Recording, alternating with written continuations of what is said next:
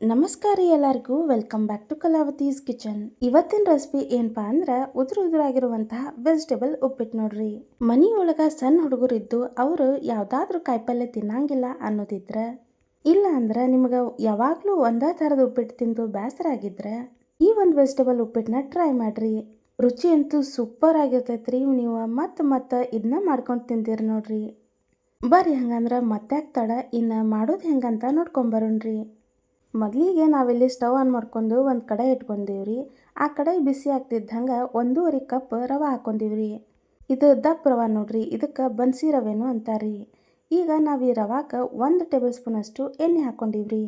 ಈ ಎಣ್ಣೆ ಹಾಕ್ಕೊಂಡು ಏನಿಲ್ಲ ಅಂದರೂ ಒಂದು 2 ರಿಂದ 3 ನಿಮಿಷ ಇದನ್ನು ನೀವು ಹುರ್ಕೋಬೇಕಾಗತ್ರಿ.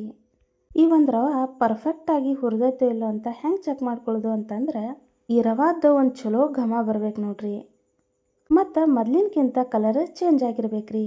ಈ ರವೆ ಹುರ್ಕೊಂಡಾದ ನಂತರ ಅದೇ ಕಡೆಗೆ ಒಂದು 2 ರಿಂದ 3 ಟೇಬಲ್ ಸ್ಪೂನ್ ಅಷ್ಟು ಎಣ್ಣೆ ಹಾಕ್ಕೊಂಡಿವ್ರಿ. ಈ ಎಣ್ಣೆ ಕಾಯ್ತಿದ್ದಂಗೆ ಸ್ವಲ್ಪ ಜೀರಿಗೆ, ಸಾಸಿವೆ, 1 ಕಡೆಯಷ್ಟು ಕರಿಬೇವು ಹಾಕ್ಕೊಂಡಿವ್ರಿ. ಇದನ್ನೆಲ್ಲ ಜಸ್ಟ್ ಒಂದು 2 ಸೆಕೆಂಡ್ ಫ್ರೈ ಮಾಡ್ಕೊಂಡ್ರೆ ಸಾಕಾಗ್ತೈತೆ ನೋಡ್ರಿ. ಈಗ ಸಣ್ಣ ಕಟ್ ಮಾಡ್ಕೊಂಡಂತ ಒಂದು ಉಳ್ಳಾಗಡ್ಡಿ ಹಾಕ್ಕೊಂಡಿವ್ರಿ. ಉಳ್ಳಾಗಡ್ಡಿನ ನೀವು ಒಂದು 2 ಸೆಕೆಂಡ್ ಹುರ್ಕೊಂಡ್ರೆ ಸಾಕಾಗ್ತೈತ್ರಿ.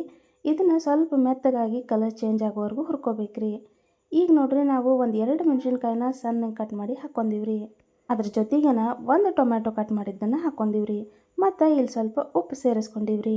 ಹಿಂಗೆ ಉಪ್ಪು ಸೇರಿಸ್ಕೊಳ್ಳೋದ್ರಿಂದ ಒಗ್ಗರಣೆ ಜಲ್ದಿ ರೆಡಿ ಆಗತ್ರಿ ಮತ್ತು ಟೊಮ್ಯಾಟೊ ಮೆತ್ತಗಾಗತ್ರಿ. ಇದನ್ನು ಒಂದು 2 ಸೆಕೆಂಡ್ನಷ್ಟು ಫ್ರೈ ಮಾಡ್ಕೊಂಡ್ರೆ ಈ ಟೊಮ್ಯಾಟೊ ಮೆತ್ತಗಾಗತ್ರಿ.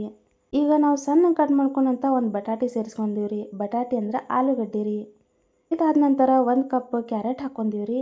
ಮತ್ತು 1 ಕಪ್ ಕಟ್ ಮಾಡ್ಕೊಂಡಂಥ ಬೀನ್ಸ್ ಹಾಕ್ಕೊಂಡಿವ್ರಿ. ಬೀನ್ಸ್, ಕ್ಯಾರೆಟ್ ಮತ್ತು ಬಟಾಟಿ ಇವನ್ನ ಮೊದಲೇ ಯಾಕೆ ಹಾಕ್ಕೊಂತೀವಿ ಅಂದರೆ ಇವು ಸ್ವಲ್ಪ ಬಿರುಸಿರ್ತಾವ್ರಿ. ಹಾಗಾಗಿ ಕುದಿಯೋಕೆ ಟೈಮ್ ತೊಗೋತಾವು ಅನ್ನೋ ಕಾರಣಕ್ಕೆ ಎಣ್ಣೆ ಒಳಗೆ ಫ್ರೈ ಮಾಡ್ಕೋಬೇಕ್ರಿ ಸ್ವಲ್ಪ ಜಲ್ದಿ. ಈಗ ಈ ಕಾಯಿಪಲ್ಯಗಳನ್ನ ಹಾಕೊಂಡ ನಂತರ ಒಂದು 2 ನಿಮಿಷ ಆದರೂ ಇದನ್ನು ಫ್ರೈ ಮಾಡ್ಕೋಬೇಕಾಗತ್ತೆ ನೋಡ್ರಿ.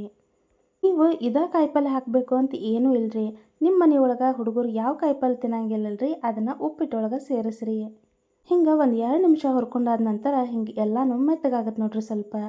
ನಾವೀಗ ಈ ಒಗ್ಗರಣೆಗೆ 1 ದಪ್ಪ ಮೆಣಸಿನ್ಕಾಯಿನ ಕಟ್ ಮಾಡಿ ಹಾಕ್ಕೊಂಡಿವ್ರಿ, ಅಂದರೆ ಕ್ಯಾಪ್ಸಿಕಮ್ ರೀ. ಮತ್ತು ಅದ್ರ ಜೊತೆಗಿನ ಒಂದು ಅರ್ಧ ಕಪ್ ಅಷ್ಟು ನಾವಿಲ್ಲಿ ಕ್ಯಾಬೇಜ್ ಹಾಕ್ಕೊಂಡಿವ್ರಿ. ಈ ಕ್ಯಾಪ್ಸಿಕಮ್ ಮತ್ತು ಕ್ಯಾಬೇಜ್ ಎರಡೂ ಜಾಸ್ತಿ ಏನೂ ಟೈಮ್ ತೊಗೊಳ್ಳೋದಿಲ್ರಿ. ಹಾಗಾಗಿ ಇವತ್ತೇನು ಜಾಸ್ತಿ ಫ್ರೈ ಮಾಡ್ಕೋಬೇಡ್ರಿ. ಜಸ್ಟ್ 1 ನಿಮಿಷ ಫ್ರೈ ಮಾಡ್ಕೊಂಡ್ರೆ ಸಾಕಾಗ್ತೈತೆ ರೀ. ಮನೆಯೊಳಗೆ ಒಂದೇ ಥರದ ಉಪ್ಪಿಟ್ಟನ್ನ ಭಾಳ ಸಲ ಮಾಡೋದ್ರಿಂದ ತಿನ್ನಕ್ಕಂತೂ ಎಲ್ಲರೂ ಬೇಸರ ಮಾಡ್ಕೋತಾರ್ರಿ. ಹಂಗಿದ್ದಾಗ ಈ ಒಂದು ವೆಜಿಟೇಬಲ್ ಉಪ್ಪಿಟ್ಟನ್ನ ಟ್ರೈ ಮಾಡಿ ನೋಡ್ರಿ. ಇದ್ರ ಟೇಸ್ಟ್ ಒಳಗಂತೂ ಎರಡನೇ ಮಾತೇ ಇಲ್ರಿ. ಅಷ್ಟು ಚಲೋ ಅಂದರೆ ಚಲೋ ಆಗತ್ತೆ ನೋಡ್ರಿ. ಈಗ ಇದನ್ನು 1 ನಿಮಿಷ ಫ್ರೈ ಮಾಡ್ಕೊಂಡ ನಂತರ ಈ ಒಂದು ಕಾಯಿಪಲ್ಯ ಎಲ್ಲ ಮೆತ್ತಗಾಗಿರ್ತಾವೆ ನೋಡ್ರಿ.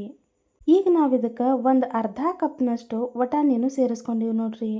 ನಾವು ನಿಮಗಿಲ್ಲಿ ತೋರಿಸಿದಂಥ ಕಾಯಿಪಲ್ಯನ ಹಾಕೋಬೇಕಂತ ಏನೂ ಇಲ್ರಿ. ನಿಮಗೆ ಇಷ್ಟ ಆಗೋಂಥ ಯಾವುದಾದ್ರೂ ಕಾಯಿಪಲ್ಯ ಹಾಕೋಬೋದ್ರಿ. ನಾವೀಗ ಈ ಒಗ್ಗರಣೆಗೆ ಒಂದು 2 ಚಿಟಿಕೆಯಷ್ಟು ಅರಿಶಿನ ಪುಡಿ ಮತ್ತು ಒಂದು 2 ಟೀ ಸ್ಪೂನಷ್ಟು ಅಚ್ಚ ಖಾರದ ಪುಡಿ ಹಾಕ್ಕೊಂಡಿವ್ರಿ. ಹಿಂಗೆ ಅರಿಶಿನ ಪುಡಿ ಮತ್ತು ಖಾರ ಹಾಕೊಂಡ ನಂತರ ಎಲ್ಲನೂ ಚಲೋ ತಂಗಿ ಮಿಕ್ಸ್ ಮಾಡ್ಕೋಬೇಕ್ರಿ. ಹಿಂಗೆ ಚಲೋ ತಂಗಿ ಮಿಕ್ಸ್ ಮಾಡೋದ್ರಿಂದನ ಈಗ ಎಲ್ಲ ಕಾಯಿಪಲ್ಯ ಅದಾವಲ್ರಿ, ಉಪ್ಪು ಖಾರ ಸರಿಯಾಗಿ ಹಿಡ್ಕೊತಾವೆ ನೋಡ್ರಿ. ಒಗ್ಗರಣೆ ಎಲ್ಲ 1 ನಿಮಿಷ ಫ್ರೈ ಮಾಡ್ಕೊರಿ. ಫ್ರೈ ಮಾಡ್ಕೊಂಡ ನಂತರ ನಾವಿಲ್ಲಿ ನೀರು ಸೇರ್ಸಾತೀವಿ ನೋಡ್ರಿ. ನಾವಿಲ್ಲಿ 1.5 ಕಪ್ ರವೆ ತೊಗೊಂಡಿವ್ರಿ. 1.5 ಕಪ್ ಅಂದ್ರೆ 1.5 ಕಪ್ ರವೆ ತೊಗೊಂಡಿವ್ರಿ. ಅದಕ್ಕೆ 3 ಕಪ್ ಅಷ್ಟು ನೀರು ಹಾಕ್ಕೊಂಡಿವ್ರಿ. ಈ ನೀರು ಸ್ವಲ್ಪ ಕುದಿ ಬರ್ತಿದ್ದಂಗೆ ರುಚಿಗೆ ತಕ್ಕಷ್ಟು ಉಪ್ಪು ಮತ್ತು 1 ಟೀ ಸ್ಪೂನಷ್ಟು ತುಪ್ಪ ಹಾಕ್ಕೊಂಡಿವ್ರಿ. ಈ ಒಗ್ಗರಣೆ ಹಾಕಿದ ನೀರು ಒಂದು 2 ನಿಮಿಷ ಕುದಿಬೇಕು ನೋಡ್ರಿ. ಹಿಂಗೆ ಕುದ್ದ ಮೇಲೆ ಹುರಿದಿಟ್ಕೊಂಡಿದ್ವಲ್ರಿ ರವೆ, ಅದನ್ನು ಹಾಕೊಳತ್ತೀವ್ರಿ. ಈಗ ಲೋ ಫ್ಲೇಮ್ ಇಟ್ಕೊಂಡು ಇದನ್ನು ಸ್ವಲ್ಪ ಚಲೋ ತಂಗಿ ಮಿಕ್ಸ್ ಮಾಡ್ಕೋಬೇಕು ನೋಡ್ರಿ. ಒಂದು 2 ಸೆಕೆಂಡ್ ಇದನ್ನೆಲ್ಲ ಮಿಕ್ಸ್ ಮಾಡ್ಕೊಂಡು ಒಂದು ಮುಚ್ಚಳ ಮುಚ್ಚಿ ಒಂದು 2 ರಿಂದ 3 ನಿಮಿಷ ಲೋ ಫ್ಲೇಮ್ ಒಳಗೆ ಬೇಯಿಸ್ಕೋಬೇಕ್ರಿ. 2-3 ನಿಮಿಷ ಆದ ನಂತರ ಮುಚ್ಚಿದ ಮುಚ್ಚಳ ತೆಗೆದು ಮತ್ತು ಇದನ್ನು ಸ್ವಲ್ಪ ಚಲೋ ತಂಗಿ ಮಿಕ್ಸ್ ಮಾಡ್ಕೋಬೇಕು ನೋಡ್ರಿ. ಹಿಂಗೆ ಇದನ್ನು ಸ್ವಲ್ಪ ಚಲೋ ತಂಗಿ ಮಿಕ್ಸ್ ಮಾಡ್ಕೊಂಡಾದ ನಂತರ ಮತ್ತು ಮುಚ್ಚಳ ಮುಚ್ಚಿ 1 ನಿಮಿಷ ಇದನ್ನು ಹಬೆ ಒಳಗೆ ಬೇಯಿಸ್ಕೋಬೇಕಾಗತ್ತೆ ನೋಡ್ರಿ. ಬೇಯಿಸ್ಕೊಂಡ್ರೆ ಸಾಕ್ರಿ, ಉದುರಾದಂತಹ ಉಪ್ಪಿಟ್ಟು ರೆಡಿ ಆಗತ್ತೆ ನೋಡ್ರಿ. ಈಗ ಸಣ್ಣಕ್ಕೆ ಕಟ್ ಮಾಡ್ಕೊಂಡಂತಹ ಕೊತ್ತಂಬರಿ ಸೇರಿಸ್ಕೊಂಡೀವಿ ನೋಡ್ರಿ. ಈಗ ಕೊತ್ತಂಬರಿ ಸೇರಿಸ್ಕೊಂಡಾದ ನಂತರ ಮತ್ತೊಂದು ಸಲ ಮಿಕ್ಸ್ ಮಾಡ್ಕೊರಿ ಚಲೋ ತಂಗಿ. ಈಗ ಥಂಡಿಗಾಲ ಐತ್ರಿ, ಅಂದ್ರೆ ಚಳಿಗಾಲ ಸ್ಟಾರ್ಟ್ ಆಗೈತ್ರಿ.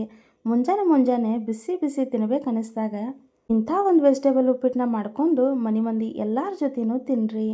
ಇಲ್ಲಿ ನೀವ ನೋಡಾತಿರಲ್ರಿ ಈ ಒಂದು ಉಪ್ಪಿಟ್ಟು ಎಷ್ಟು ಮಸ್ತ್ ಬಂದೈತಿ ಅಂತ. ಈ ಉಪ್ಪಿಟ್ಟು ಉದುರಾಗೈತಿ, ಎಲ್ಲಾ ಕಾಯಿಪಲ್ಯಗಳು ಅದಾವು ಮತ್ತು ರುಚಿ ಅಂತೂ ಎಕ್ದಮ್ ಮಸ್ತ್ ಐತ್ರಿ. ಈ ಒಂದು ರೆಸಿಪಿ ನಿಮ್ಗೆ ಇಷ್ಟ ಆಗಿದ್ರೆ ನಮ್ಮ ಯೂಟ್ಯೂಬ್ ಚಾನಲ್ಗೆ ಸಬ್ಸ್ಕ್ರೈಬ್ ಮಾಡ್ಕೊರಿ. ಉತ್ತರ ಕರ್ನಾಟಕದ ರುಚಿಯಾದಂತಹ ಅಡುಗೆಗಳನ್ನ ನೀವು ನೋಡಬೇಕು ಅಂದ್ರೆ ನಮ್ಮ ಯೂಟ್ಯೂಬ್ ಚಾನಲ್ನ ಫಾಲೋ ಮಾಡಿರಿ.